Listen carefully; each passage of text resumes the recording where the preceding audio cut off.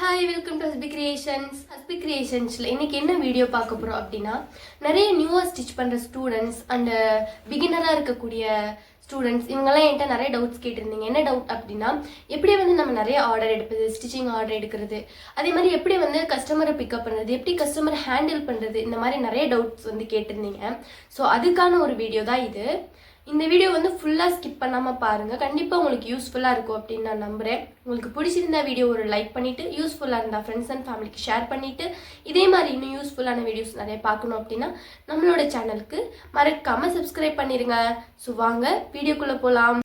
First வந்து ஃபிட்டிங்கும் ஃபினிஷிங்கும் நீட்டாக கொடுக்கறதுக்கு நம்ம கற்றுக்கணும். அது எப்படி நம்ம வந்து நீட்டாக ஃபிட்டிங்கும் ஃபினிஷிங்கும் கொடுக்கறது அப்படிங்கிறத அப்கமிங் வீடியோஸில் வந்து நம்ம பார்க்கலாம்.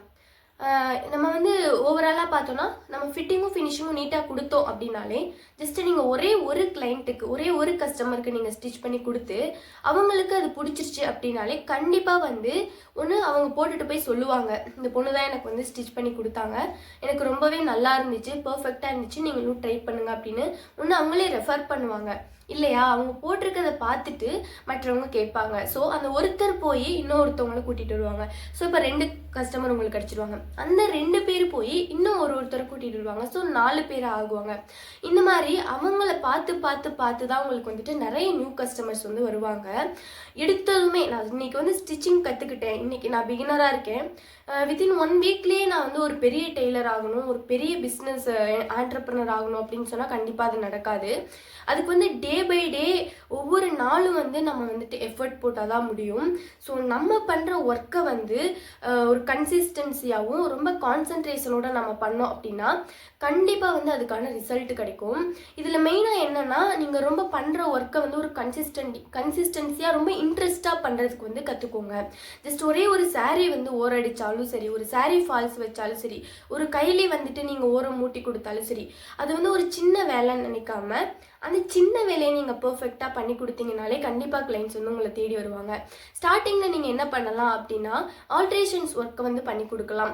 ஆல்ட்ரேஷன் ஒர்க்னா இந்த ப்ளவுஸ் வந்து லூஸாக இருக்குது, டைட்டாக இருக்குது, அதே மாதிரி குர்த்தி வந்து லூஸாக இருக்குது, ஃபிட்டாக இருக்குது அப்படின்னு சொல்லிட்டு நீங்கள் ஆல்ட்ரேஷன் கேட்பாங்க. என்ன எடுத்ததும் என்ன வந்து ஆல்ட்ரேஷன் ஒர்க் பண்ண சொல்கிறீங்க அப்படின்னு நினைக்காதீங்க. ஏன்னா ஆல்ட்ரேஷன் ஒர்க்கே பர்ஃபெக்டாக பண்ணாத ஆளுங்களும் இருக்காங்க. ஒழுங்காக அந்த ஆல்ட்ரேஷன் பண்ணி கொடுக்காத நிறைய வந்து டெய்லர்ஸ் வந்துட்டு இருக்காங்க. இதில் நம்ம யாரையும் வந்து குறை சொல்லலை, அதாவது அந்த மாதிரி இருக்காங்க. அந்த இடத்துல நீங்கள் வந்து ஒரு குர்த்தியவோ ஒரு நைட்டியவோ அவங்களோட பாடிக்கு தகுந்த மாதிரி நீட்டாக ஆல்ட்ரேஷன் பண்ணி கொடுத்தீங்கன்னா பரவாயில்ல, இவங்க ஆல்ட்ரேஷன் நீட்டாக பண்ணி கொடுக்குறாங்கன்னு இந்த ஆல்ட்ரேஷனுக்கு ஃபஸ்ட்டு உங்களை தேடி வர்றவங்க ஃபஸ்ட்டு ஒரு ப்ளவுஸ் கொடுப்பாங்க, இல்லை ஒரு குர்த்தி கொடுப்பாங்க.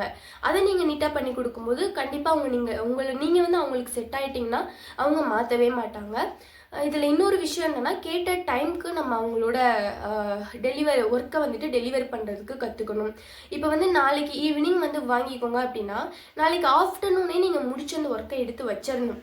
அவங்க வர லாஸ்ட் மினிட்ஸில் எடுத்து வச்சிட்ருக்கீங்க, இல்லை நான் இன்னும் 2 days ஆகும், அந்த டைம் கீப்பப் உங்ககிட்ட இல்லைன்னா கண்டிப்பாக வந்து கிளைண்ட் வரவே மாட்டாங்க. அதே மாதிரி காஸ்ட் வந்துட்டு ரொம்ப ஹையாகவும் நீங்கள் வைக்கக்கூடாது. உங்களோட ஏரியாவில் என்ன மாதிரி ஆல்ரெடி டெய்லர்ஸ் வந்து வாங்குறாங்களோ அதை விட கொஞ்சம் லெஸ் பண்ணி நீங்கள் வந்து ஃபிக்ஸ் பண்ணிக்கோங்க. பிகினராக இருக்கும்போது கொஞ்ச நாளைக்கு வந்து இந்த அமௌண்ட்டு ரொம்ப லோவாகவும் வேணாம், அதே மாதிரி ரொம்ப ஹையாகவும் வேணாம். ஆல்ரெடி பழக்கப்பட்ட டெய்லர்ஸ் எவ்வளோ வாங்குறாங்களோ அதை விட கொஞ்சம் லோவாக வாங்கினீங்கன்னா ஃபிட்டிங் ஃபினிஷிங் செகண்ட் ஒன்று டைமிங் அந்த அமௌண்ட் கொஞ்சம் லோவாக இருக்குன்றதுக்காண்டி கண்டிப்பாக நம்மளை தேடி வருவாங்க. நீங்கள் அப்படியே எக்ஸ்பீரியன்ஸ் ஆக ஆக கண்டிப்பாக கொஞ்சம் வந்து அமௌண்ட்டை ஏற்றி எல்லா டெய்லர்ஸ் மாதிரியும் நம்ம வந்து ஃபிக்ஸ் பண்ணிக்கலாம். ஸோ ஸ்டார்டிங்கில் நம்ம கஸ்டமர் பிடிக்கிறதுக்காண்டி கொஞ்சம் லோ ப்ரைஸ் வச்சுக்கிறது வந்து தப்பே கிடையாது. ஸோ இந்த மாதிரி தான் நம்ம ஒரு கஸ்டமரை வந்து ஃபைன் பண்ணணும். நம்ம வந்து வழியை தேடி தேடி போக வேண்டியதில்லை. நீங்கள் ஒர்க் நீட்டாக பண்ணாலே கண்டிப்பாக வந்து கஸ்டமர் நம்மளை தேடி வருவாங்க. ஃபர்ஸ்ட் பார்ட்டில் பார்த்த மாதிரி இப்போ நிறைய நீங்கள் வந்து கஸ்டமர் பிடிச்சிட்டிங்க, நிறைய மீன்ஸ் ஒரு 10-20 கஸ்டமர்ஸ் நீங்கள் வந்து பிடிச்சிட்டிங்க. இப்போ வந்து அதை எப்படி மேனேஜ் பண்ணுறது, அந்த கஸ்டமரோட ஆர்டர்ஸை வந்துட்டு எப்படி மேனேஜ் பண்ணுறது, அதை தான் நம்ம பார்க்க போகிறோம். மோஸ்ட்லி ஆர்டர்ஸ் பார்த்தீங்கன்னா ஃபெஸ்டிவல் டைமில் தான் டெய்லர்ஸ்க்கு வந்து நிறைய இருக்கும். அதாவது தீபாவளி, பொங்கல், ரம்ஜான், தென் இந்த கோவில் திருவிழாக்கெல்லாம் வந்துட்டு நிறைய செட் சாரீஸ்லாம் வந்துட்டு ஸ்டிச் பண்ணுவாங்க. அதுக்கப்புறமா மோஸ்ட்டாக நம்மளுக்கு அதிகமாக வர்றது பார்த்திங்கன்னா ப்ரைடல் டைமிங்கில், அதாவது முகூர்த்தம் டைமிங்கில் நம்மளுக்கு அதிகமாக வரும். இது இல்லாமல் நிறைய பிறந்தநாள் கொண்டாடுவாங்க, அந்த மாதிரி இதுக்கெல்லாம் வரும். ஆனால் வந்து ஒர்க் வந்து மோஸ்ட்லி வருஷம் ஃபுல்லாக வந்து நம்மளுக்கு ஃபங்க்ஷன் வந்து மாற்றி மாற்றி வந்துட்டே இருக்கனால மோஸ்ட்லி வந்து 90% வந்து வந்துடும். ஏதோ 1 மாதம் 2 மாதம் அந்த மாதிரி தான் இடையில நம்மளுக்கு வந்து லைட்டாக தான் டல்லாக இருக்கும். ஸோ வந்து ஆர்டர் இல்லாமல் மோஸ்ட்லி நம்மளுக்கு வந்து இருக்காது. நீங்கள் ரெகுலராக வந்து கஸ்டமர் பிடிச்சிட்டிங்க அப்படின்னா. ஸோ ஃபஸ்ட்டு நம்ம சொன்ன பாயிண்ட்ஸை நீங்கள் கீப்பப் பண்ணி கஸ்டமர் பிடிச்சிட்டிங்கன்னு வச்சுக்கோங்க. இப்போ நம்ம கையில் வந்து ஒரு 10 20 30 கஸ்டமர்ஸ் இருக்காங்க. அவங்க கொடுக்குற ஆர்டர்ஸை வந்து நீங்கள் எப்படி வந்து மேனேஜ் பண்ணுறது அப்படிங்கிறது தான் இந்த பார்ட்டில் நம்ம வந்து பார்க்க போகிறோம். ஸோ இப்போ ஒரு ஃபெஸ்டிவல் வருதுன்னா கண்டிப்பாக அந்த டைமில் தான் எல்லா கஸ்டமர்ஸும் ஒன்றா வந்து உங்களுக்கு ஆர்டர்ஸை வந்து கொடுப்பாங்க. ஸோ உங்களோட ரெகுலர் கஸ்டமர்ஸ்ட்டை நீங்கள் வந்து முன்னாடியே சொல்லி வச்சுருங்க. எப்போவுமே லாஸ்ட் மினிட்ல வந்து ஆர்டர் கொடுக்காதீங்க. கொஞ்சம் முன்னாடியே வந்து உங்கள் ஆர்டரை நீங்கள் வந்து கொடுத்துட்டு போயிட்டீங்கன்னா நான் கொஞ்சம் நீட்டாகவும் கிளியராகவும் செஞ்சு வைக்கிறதுக்கு எனக்கு ஈஸியாக இருக்கும். நீங்களும் வந்து உங்களோட அந்த ஈவெண்ட்டுக்கு முன்னாடி உங்களோட அந்த கார்மெண்ட்டை, அதாவது அந்த துணியை வந்து நீங்கள் தைச்சி வாங்கி வச்சுட்டிங்கன்னா உங்களுக்கு வந்து அந்த நர்வஸ் இருக்காது. ஐயோ இன்னும் நம்ம தைக்கலையே அப்படிங்கிற நர்வஸ் இருக்காது. ஸோ முன்னாடியே நீங்கள் முடிச்சு வாங்கி வச்சுக்கோங்க அப்படின்னு சொல்லி நீங்கள் உங்கள் கஸ்டமர்ஸ்கிட்ட வந்து எடுத்து சொல்லி முடிச்சு கொடுக்கறதுக்கு பாருங்கள். ஏன்னா நீங்கள் அப்படி சொன்னாலே 10 கஸ்டமர்ஸில் வந்து 4 கஸ்டமர்ஸ் தான் முன்னாடி தருவாங்க. மீதி 6 பேர் வந்து நாளை கழிச்சு ஈவெண்ட் அப்படின்னா அந்த 2 days பிஃபோர் உங்களுக்கு வந்துட்டு ஆர்டர் வந்து கொடுப்பாங்க. ஸோ நீங்களே அந்த ஃபெஸ்டிவல் டைமில் வந்து ஸ்கெடியூல் பண்ணிக்கணும். எப்படி தான் இருந்தாலும் நம்மக்கிட்ட கடைசியில் நம்ம கஸ்டமர்ஸ் வந்து ஆர்டர் கொடுப்பாங்க. ஸோ பெண்டிங் ஆர்டர்ஸ் எதுவும் இல்லாமல் முடிச்சு வச்சாதான் நியூ ஆர்டர்ஸ் வரதை வந்து நம்மளால் பண்ண முடியும். அப்படிங்கிறத நீங்களே முன்னாடியே பிளான் போட்டு பெண்டிங் ஆர்டர்ஸ் எதுவுமே இல்லாமல் நீங்கள் ஆல்ரெடி முடிச்சு வச்சிடணும். அதே மாதிரி இன்றைக்கி ஒரு கஸ்டமர் வந்து ஒரு ப்ளவுஸ் கொடுக்குறாங்கன்னா முடிஞ்ச அளவுக்கு வந்து அதை நாளைக்குள்ளேயே நீங்கள் முடிச்சு வைக்கிறதுக்கு பார்க்கணும். அந்த மாதிரி முடிச்சு வச்சிட்டிங்கன்னா அது பெண்டிங்கில் இருக்காது. இப்போ வந்து இன்றைக்கி நான் உங்களுக்கு வந்து ஒரு ப்ளவுஸ் தரேன், தந்துட்டு ஒரு 2 days கழித்து வந்து இந்த ப்ளவுஸை நான் வாங்கிக்கிறேன்னு சொல்கிறேன்.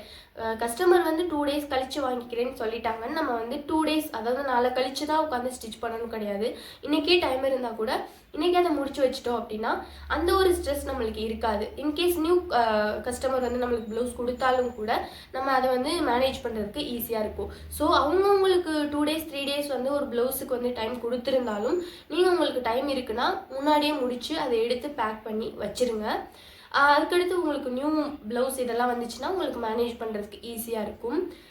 ஸோ ஆர்டரை மேனேஜ் பண்ணுறதுல இன்னொரு டிப் என்னன்னு பார்த்தீங்கன்னா, உங்களுக்கு ஒரே ஒரு ப்ளவுஸ் வந்தாலும் சரி 10 ப்ளவுஸ் வந்தாலும் சரி முடிஞ்ச அளவுக்கு அதை எழுதி வச்சுக்கிறதுக்கு நீங்கள் ட்ரை பண்ணுங்கள். நம்மளுக்கு வந்து இத்தனை ப்ளவுஸ் வந்திருக்கு, இத்தனை ஆல்ட்ரேஷன் ஒர்க் வந்திருக்கு, இத்தனை துணி வந்து அவங்க கொடுத்துருக்காங்க, நம்மளுக்கு என்னென்ன மெட்டீரியல் தேவை அப்படின்னு சொல்லி வந்து நீங்கள் எழுதி வச்சுக்கிறதுக்கு நீங்கள் கற்றுக்கோங்க. எப்படி அப்படின்னா, இப்போ ஒரு லைனிங் ப்ளவுஸ் வந்து ஸ்டிச் பண்ணணும் அப்படின்னா லைனிங் நீங்கள் வாங்கணும் அப்படின்னு வச்சுக்கோங்களேன். என்ன பண்ணணும்னா இன்றைக்கி வந்து இன்னைக்கு டேட்டில் இந்த கஸ்டமர் இந்த நேம், அந்த கஸ்டமரோட நேம் போட்டு இந்த கஸ்டமர் வந்து ஒரு ப்ளவுஸ் வந்து கொடுத்துருக்காங்க, அவங்க வந்து இந்த மெட்டீரியல் கொடுத்துருக்காங்க, ஒரு அளவு ப்ளவுஸ் கொடுத்துருக்காங்க, லைனிங் வந்து அவங்க கொடுத்துட்டா அவங்க கொடுத்துருக்காங்கன்னு எழுதி வச்சுக்கோங்க. இல்லைனா நம்ம லைனிங் எடுக்கணும் அப்படிங்கிறது எழுதி வச்சுக்கோங்க. அதுக்கு கொக்கி இருக்கா, நீடில் இருக்கா, மிஷினுக்கு எக்ஸ்ட்ரா நீடில் இருக்கா, அந்த மாதிரி எல்லாமே நீங்கள் பார்த்து வச்சுக்கணும். ஸோ இதை எழுதி வச்சாச்சு. எழுதி வச்சிட்டனால டக்குன்னு உங்களுக்கு யோசிச்சு அந்த பையை வந்து எடுத்து பார்க்க வேண்டிய அவசியம் இருக்காது. ஜஸ்ட் அந்த நோட்டை எடுத்து பார்த்தாலே உங்களுக்கு வந்து நீங்கள் எத்தனை ஸ்டிச் பண்ணணும், எப்போ கொடுக்கணுங்கிறதை கூட நீங்கள் எழுதி வச்சுக்கணும். என்றைக்கு வந்து அவங்க வாங்க நம்மக்கிட்ட வராங்க அப்படிங்கிறது கூட நீங்கள் எழுதி வச்சுக்கணும். அப்போ அந்த நோட் எடுத்து பார்த்தாலே உங்களுக்கு தெரிஞ்சிடும் நம்மளுக்கு எத்தனை ஒர்க் இருக்குது, எப்போ நம்ம கொடுக்கணும், என்னென்ன மெட்டீரியல்ஸ் தேவை எல்லாத்தையுமே பார்த்துக்கணும். இப்போ ஒரு 4 ப்ளவுஸ்க்கு தேவையான மெட்டீரியல் நீங்கள் வாங்க போகிறீங்கன்னா அதை மொத்தமாக போய் வாங்கிட்டு வந்து வச்சுக்கோங்க.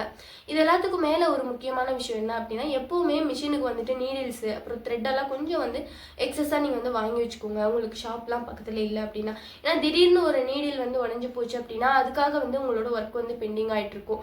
ஸோ இந்த மாதிரிலாம் நீங்களே ஒரு முன்னெச்சரிக்கையாக வந்து சில ஒர்க்ஸ் எல்லாம் வந்து நம்ம பண்ணி வச்சுக்கணும்.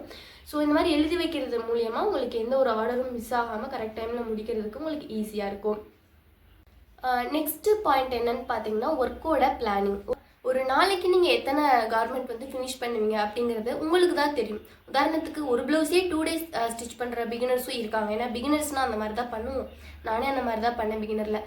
இதே பார்த்தீங்கன்னா எக்ஸ்பீரியன்ஸாக இருக்கிறவங்க பார்த்தீங்கன்னா ஜஸ்ட் 1/2 hour 20 minutes கூட வந்து ஒரு ப்ளவுஸ் வந்து ஸ்டிச் பண்ணி எடுத்துகிட்டு போயிடுவாங்க. ஸோ நீங்கள் 1 டேக்கு எத்தனை ப்ளவுஸ், ஒரு ப்ளவுஸாக இருக்கட்டும் இல்லை 2 ப்ளவுஸாக இருக்கட்டும் இல்லை 4 ப்ளவுஸாக இருக்கட்டும், நீங்கள் எத்தனை ப்ளவுஸ் வந்து ஸ்டிச் பண்ணுவீங்களோ அதை வந்து பிளான் போட்டுக்கோங்க. உங்களுக்கு வந்து 8 ப்ளவுஸ் 10 ப்ளவுஸ் ஆர்டர் இருக்குன்றதுக்காண்டி அந்த 1 டேல 8 ப்ளவுஸை நீங்கள் வந்து ஸ்கெடியூல் போட்டு வைக்கக்கூடாது. நம்ம எத்தனை ப்ளவுஸ் வந்து தைக்க முடியும் அப்படிங்கிறத தான் நீங்கள் வந்து ஸ்கெடியூல் போடணும். நான் 4 ப்ளவுஸ் ஸ்டிச் பண்ணுவேன் அப்படின்னா அந்த 4 ப்ளவுஸ்க்கு தான் ஸ்கெடியூல் போடணும். 8 ப்ளவுஸ்க்கு போட்டுட்டு நம்மளால் முடிக்க முடியலை நம்ம ஸ்ட்ரெஸ் பண்ணிகிட்டு இருக்கக்கூடாது. அந்த 4 ப்ளவுஸை நம்ம நீட்டாக முடிச்சு அன்றைக்கி எடுத்து வச்சிட்டாலே ஓவர். அதே மாதிரி இந்த ஓவர் நைட்டு உட்காந்து தைக்கிறது அந்த மாதிரி நம்ம செய்ய தேவையில்லை. ஏன்னா நம்மளோட ஹெல்த்தும் ஸ்பாயில் ஆகும், கான்சன்ட்ரேஷனும் இருக்காது. ஸோ வந்து முடிஞ்ச அளவுக்கு டே டைம்லேயே நம்ம வந்து ஸ்டிச் பண்ணுறதுக்கு பழகிக்கணும். இந்த நைட் ஒர்க் பண்ணுறதை முடிஞ்ச அளவுக்கு அவாய்ட் பண்ணிக்கோங்க. ஸோ ஒர்க் ஸ்கெடியூல் போட்டு நீங்கள் ஒர்க்கை முடிச்சுட்டாலே மோஸ்ட்லி வந்து உங்களுக்கு ஸ்ட்ரெஸ் இருக்காது. தென் அடுத்து வந்து இப்போ வந்து எப்படி ஆர்டர் பிக்கப் பண்ணுறது, கஸ்டமர் பிடிக்கிறது, அந்த ஆர்டரை எப்படி நம்ம வந்து கன்சிஸ்டன்சியாக நம்ம ஒர்க் பண்ணுறதுன்றதை பார்த்தோம்.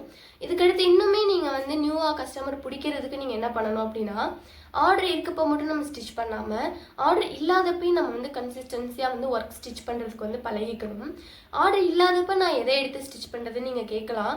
இப்போலாம் வந்து நிறைய வந்து யூடியூப்ஸில் வீடியோஸ்லாம் இருக்குது, ஸ்டிச்சிங் வீடியோஸ்லாம் இருக்குது. ஸோ கற்றுக்கிறதுக்கு நம்மளுக்கு எக்கச்சக்கமான விஷயங்கள் இருக்குது. நம்ம உதாரணத்துக்கு சொல்லணும்னா எவ்வளோதான் எக்ஸ்பீரியன்ஸாக ஆனாலும் ஒரு பழமொழி கூட சொல்லுவாங்க பார்த்தீங்களா, கற்றது கைமண் அளவு கல்லாதது உலகளவு அப்படின்னு சொல்லிட்டு.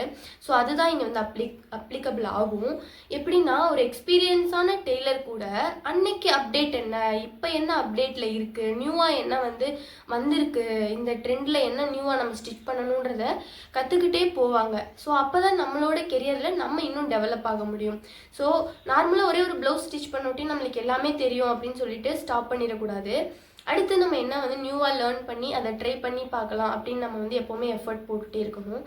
ஸோ வீட்டில் வந்து கண்டிப்பாக ஓல்டு சாரீ இல்லாமல் எந்த வீடுமே இருக்காது. ஏதாவது பழைய சாரீஸ்லாம் உங்ககிட்ட இருக்கும்.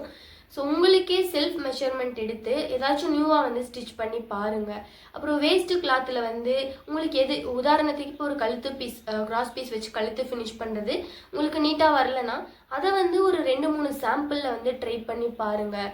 ஒரு குர்த்திக்கு ஸ்லிப் பண்ணுறது உங்களுக்கு சரியாக வராது, ஜிப் அட்டாச் பண்ணுறது உங்களுக்கு ஃபினிஷிங்காக வராது அப்படின்னா ஒரு சாம்பிள்ஸ் நீங்கள் வேஸ்ட்டு கிளாத் வச்சு ஒரு ரேசன் வேஷ்டி சாரீ இதெல்லாம் வந்து நிறையா கண்டிப்பாக கிடைக்கும். அந்த மாதிரி வேஸ்ட்டு, அதாவது வேஸ்ட் மீன்ஸ் தேவையில்லாத துணிகளை எடுத்து சாம்பிள்ஸ் உங்களுக்கு எது ஃபினிஷிங்காக வராதோ அந்த சாம்பிள்ஸை ட்ரை பண்ணி பாருங்கள். தென் ஒரு ஓல்டு கிளாத் எடுத்து அதில் ஏதாச்சும் ஒரு யூனிக்காக ஒரு டிசைன் வந்து பார்த்து அதை வந்து பொறுமையாக கட் பண்ணி ஸ்டிச் பண்ணி பாருங்கள். இதெல்லாம் நீங்கள் எப்போ பண்ணணும் அப்படின்னா ஒர்க் இல்லாத சமயத்தில் நீங்கள் பண்ணி கன்சிஸ்டன்சியாக நீங்கள் ஒர்க் பண்ணி பழகிக்கிறதுக்காண்டி தான் இந்த விஷயத்தை நான் வந்து சொல்லியிருக்கேன். ஸோ டெய்லி நம்ம ஒர்க் ஸ்டாப் ஆகாமல் இருக்கும்போது ஆட்டோமேட்டிக்காக உங்களுக்கு வந்துட்டு உட்கார தோணாது. ஒர்க் வரும்போது நீங்கள் பண்ணிடுவீங்க. இதே ஆர்டர் இருக்கப்போ மட்டும் பண்ணிவிட்டு 4 நாள் நீங்கள் உட்காந்திங்கன்னா என்ன ஆகும்னா நியூ ஆர்டர் வரும்போது உங்களுக்கு ஒர்க் பண்ணுறதுக்கு வந்து தோணாது. ஸோ கண்டிப்பாக இந்த டிப்ஸை நீங்கள் வந்து ஃபாலோ பண்ணி பாருங்கள். கன்சிஸ்டன்சியாக நீங்கள் எஃபோர்ட் போட்டு ஒர்க் பண்ணிங்கன்னா எப்போவுமே உங்களுக்கு வந்து அந்த ஒர்க் பண்ணுறதுக்கு வந்து ஒரு சோம்பல் வந்து ஏற்படாது. ஸோ ஆர்டரும் நான் வந்து எடுத்துட்டேன், கஸ்டமர் ஹேண்டில் பண்ணுறதுக்கு எனக்கு தெரிஞ்சிருச்சு, ஆர்டரும் மேனேஜ் பண்ணுறதுக்கு தெரிஞ்சிருச்சு, கன்சிஸ்டன்சியாகவும் நான் ஒர்க் பண்ணுறேன்.